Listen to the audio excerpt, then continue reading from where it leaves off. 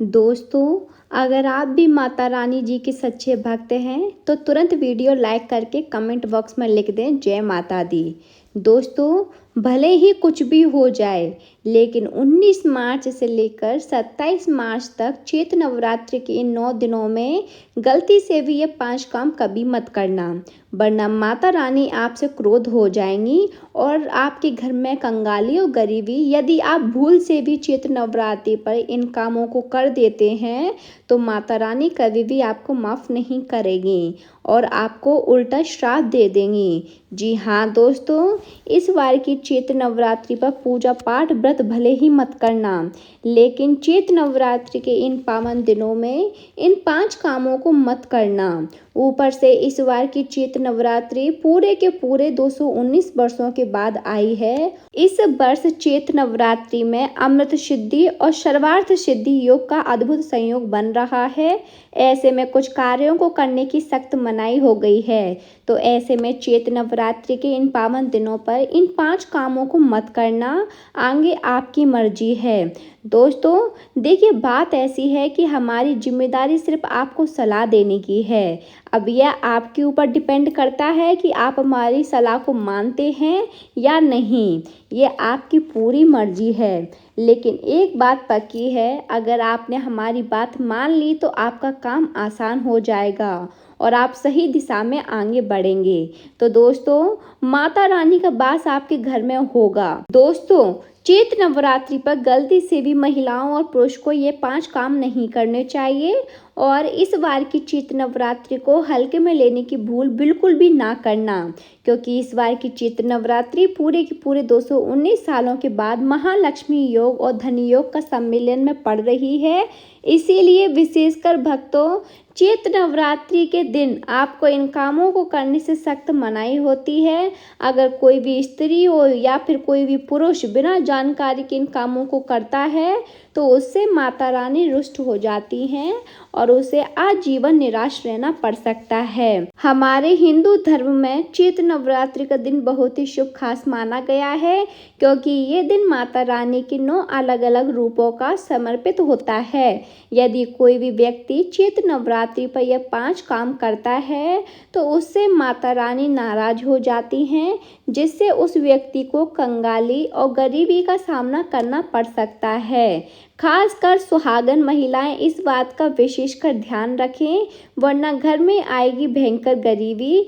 तो देखिए दोस्तों, आप लोग इस वीडियो को हल्के में ना लेना, क्योंकि इस बार की कई वर्षों बाद ऐसा दुर्लभ संयोग बन रहा है। इस बार की चैत्र नवरात्रि बहुत ही दुर्लभ संयोग में पड़ रही है। साथ ही जानेंगे कि चैत्र नवरात्रि में आप कौन से उपाय करें जिससे आपको अपने जीवन में धन की प्राप्ति हो। साथ ही इस वीडियो में हम जानेंगे कि आपको चैत्र नवरात्रि पर इन 5 गलतियों को नहीं करना चाहिए। इन 5 गलतियों के कारण आपको 7 जन्मों तक निर्धन रहना पड़ सकता है। साथ ही दोस्तों, हम आपको इस वीडियो में बताएंगे कि वे कौन से 3 काम हैं जो हमें चैत्र नवरात्रि पर जरूर करना चाहिए। तो दोस्तों, आज का ये वीडियो बहुत ही ज्ञानवर्धक होने वाला है, तो आप अपने फ़ायदे के लिए इस वीडियो को अंत तक जरूर देखिएगा। कई लोग होते हैं जो वीडियो को बीच बीच से देखते हैं, काट काट कर देखते हैं, स्किप करके देखते हैं, फिर ऐसे व्यक्ति को जीवन में कभी भी सफलता हासिल नहीं हो सकती है। इसीलिए वीडियो को आधा अधूरा छोड़कर ना जाएं। आप वीडियो को पूरा ही देखा करें। आज की इस वीडियो में आप लोगों को चैत्र नवरात्रि के दिन वैसी कौन सी 5 गलतियां हैं जो आपको नहीं करनी चाहिए। दोस्तों, अगर आप भी चाहते हैं कि इस बार की चैत्र नवरात्रि पर माता रानी का आशीर्वाद आप पर सदैव बना रहे, तो वीडियो को लाइक करें, चैनल को सब्सक्राइब करें और कमेंट बॉक्स में जय माता दी जरूर लिखें। और अपने फ़ायदे के लिए, अपनी गरीबी को दूर करने के लिए इस वीडियो को पूरा देखकर जाना, तभी आपको लाभ की प्राप्ति होगी। हमारे धर्मशास्त्र में स्पष्ट लिखा हुआ है कि चैत्र नवरात्रि का दिन स्वयं माता रानी का दिन होता है। ऐसे में यदि कोई भी व्यक्ति गलती से भी मांस मदिरा का प्रयोग करता है तो व्यक्ति 7 जन्मों तक वंशहीन हो जाता है और ऐसे लोग आकस्मिक दुर्घटना का शिकार भी हो सकते हैं। इसीलिए चैत्र नवरात्रि पर महिलाएं एवं पुरुष घर में तामसिक चीज़ों का प्रयोग ना करें और ना ही अपने घर में किसी भी सदस्य को करने दें। चलिए जानते हैं अगले काम के बारे में। दोस्तों, चैत्र नवरात्रि पर आपको अपना मन शांत रखना चाहिए। ऐसे शुभ एवं मंगलकारी दिनों पर किसी से भी लड़ाई झगड़े या कलह कलेश नहीं करना चाहिए। दोस्तों, अगली बात, चैत्र नवरात्रि पर किसी महिला या कन्या का अपमान ना करें। वैसे तो स्त्री का अपमान केवल एक ही दिन नहीं बल्कि कभी भी नहीं करना चाहिए। माता लक्ष्मी को स्त्री का स्वरूप माना जाता है। ऐसे में अगर आप चैत्र नवरात्रि के दिन किसी स्त्री को अपमानित करते हैं तो ऐसा करने से माता लक्ष्मी का अपमान माना जाता है। जिन घरों में महिलाओं का सम्मान नहीं किया जाता वहां माता लक्ष्मी कभी नहीं आती हैं। इसीलिए चैत्र नवरात्रि पर पति पत्नी को भूलकर भी एक दूसरे से लड़ाई नहीं करनी चाहिए। माना जाता है कि इस दिन मतभेद से बड़ी परेशानी पैदा हो जाती है। चैत्र नवरात्रि पर ऐसा कोई भी काम ना करें जिससे दाम्पत्य जीवन में परेशानी आ जाए। चैत्र नवरात्रि के पावन दिनों में मांसाहार भूलकर भी नहीं करना चाहिए। इसके अलावा इस दिन अल्कोहल पीने से भी बचना चाहिए। अगर संभव हो तो चैत्र नवरात्रि पर पूर्ण सात्विक भोजन करें। इस दिन मांस मदिरा का सेवन करने से घर में अशांति आती है और माता रानी नाराज हो जाती हैं और ऐसे घरों को छोड़कर चली जाती हैं। दूसरी बात, चैत्र नवरात्रि पर काले कपड़े नहीं पहनने चाहिए। चैत्र नवरात्रि के दिन काले रंग के कपड़े पहनना भी अशुभ माना जाता है क्योंकि काला रंग नकारात्मक ऊर्जा का प्रतीक होता है और इसे तामसिक गुण से भी जुड़ा हुआ माना जाता है। इस दिन साधक को सफ़ेद, पीला, हरा या अन्य हल्के रंग कपड़े पहनने चाहिए क्योंकि यह रंग सकारात्मक ऊर्जा को आकर्षित करते हैं और पूजा की प्रभावशीलता बढ़ाते हैं। माता रानी का ध्यान करने के लिए हल्के और शुद्ध रंगों के कपड़े पहनने चाहिए। दोस्तों, तीसरी बात, चैत्र नवरात्रि के दिन देर तक ना सोएं। चैत्र नवरात्रि के दिन देर से सोना या देर से उठना शुभ नहीं माना जाता। ये दिन विशेष रूप से जागरण और तपस्या का दिन है। इस दिन दोस्तों रात्रि को जाकर माता रानी की पूजा करनी चाहिए और अपने मन और शरीर को शुद्ध करना चाहिए। देर से सोने से शरीर में आलस आ सकता है और पूजा की सही विधि से ध्यान नहीं लग सकता। इसीलिए इस दिन प्रातः जल्दी उठकर स्नान करके पूजा की शुरुआत करनी चाहिए। चौथी बात, भक्तों, चैत्र नवरात्रि पर बाल और नाखून काटने से बचें। चैत्र नवरात्रि पर बाल और नाखून काटना भी अशुभ माना जाता है। यह दिन पवित्रता और तपस्या का होता है और शरीर को अपवित्र करना इस दिन की उद्देश्य की विपरीत है। धर्मशास्त्र के अनुसार इस दिन शरीर के किसी भी अंग की सफाई या कटाई से बचना चाहिए। यह दिन ध्यान, साधना और माता रानी के प्रति निष्ठा का होता है। इसीलिए इस दिन इन कार्यों से दूर रहना चाहिए। भक्तों, नवरात्रि के दिन दान पुण्य करना अच्छा माना जाता है लेकिन इस दिन कुछ चीज़ों का दान करना शुभ नहीं माना जाता। नवरात्रि के 9 दिनों में किसी भी व्यक्ति को सरसों के तेल का दान नहीं करना चाहिए। माना जाता है कि सरसों का तेल का दान करने से शनि ग्रह कमजोर होता है।